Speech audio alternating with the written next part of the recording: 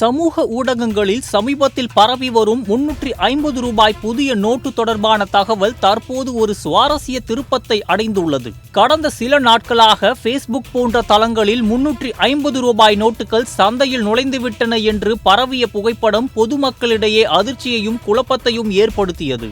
இந்த தகவல் முற்றிலும் தவறானது என BDI உண்மை சரிபார்ப்பு குழு உறுதிப்படுத்தியுள்ளது. பரவிய புகைப்படங்களை பகிர்ந்த சில பயனர்கள் இந்திய ரிசர்வ் வங்கியினால் 350 ரூபாய் நோட்டுகள் வெளியிடப்பட்டதாகவும் தற்போது இவை சந்தையில் பரவியுள்ளதாகவும் கூறினர். இது உண்மையாக உள்ளது என நம்பி பலர் வீடியோக்கள் மற்றும் புகைப்படங்களை பகிர்ந்தனர்.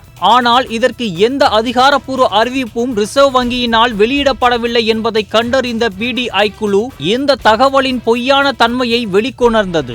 எனினும் இந்த பொய்யான தகவல் பின்னணியில் ஒரு விசித்திரமான திருப்பத்தை கொண்டுள்ளது.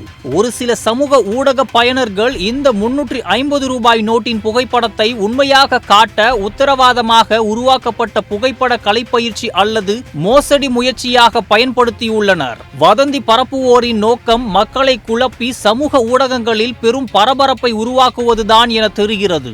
இந்திய ரிசர்வ் வங்கி தற்போது 10, 20, 50, 100, 200, 500 மற்றும் 2000 ரூபாய் நோட்டுகளை மட்டுமே புழக்கத்தில் விட்டுள்ளது.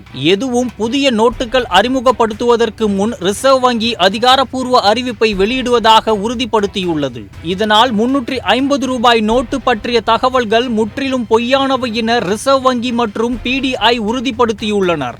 இந்த பொய்யான தகவலுக்கு பொதுமக்கள் அதிர்ச்சி அடைந்தாலும் அதை நம்பாமல் சரிபார்த்து கொள்கின்றது மிக முக்கியம். சமூக ஊடகங்களில் பரவிய வதந்திகளை தவிர்த்து உண்மையான தகவல்களை மட்டுமே நம்புவது இப்போது அவசியமாகியுள்ளது. இதில் ஒரு அதிர்ச்சியான திருப்பம். இது எவ்வாறு பரவி சில நேரங்களில் பொய்யான தகவல்கள் ஒருவேளை உண்மையாக தோன்றும் என்பதை காட்டுகிறது.